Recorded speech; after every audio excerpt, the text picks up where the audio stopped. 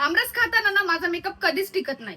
गुढीपाडवा असो की उन्हाळा, 2 पुऱ्या तळल्या की मेकअप पूर्ण गायब. आणि लिपस्टिक तर विचारूच नका. पण यावेळी मी एक छोटासा एक्सपेरिमेंट केला. मी माझी मेकअप लावण्याची पद्धतच चेंज केली. ते कसं? मी ह्यावेळी ऑर्डर केले फेसेस कॅनडाचे मेकअप फिक्सर किट आणि सुरुवात केली फिक्सरने. मेकअपच्या आधी मस्त स्प्रे करून घेतला, म्हणजे सगळं बेस टाईट बसेल.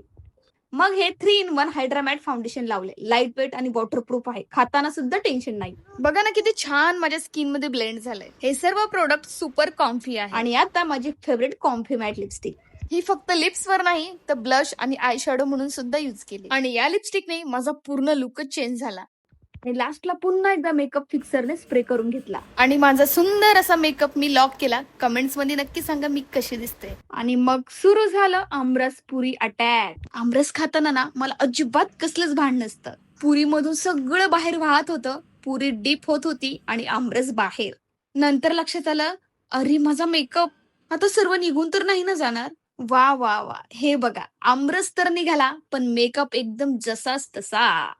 फायनली असा कॉम्बो सापडला जो आमरस पण हलवू शकला नाही. प्रोडक्ट खाली टॅग केले आहेत. नक्की एकदा ऑर्डर करा.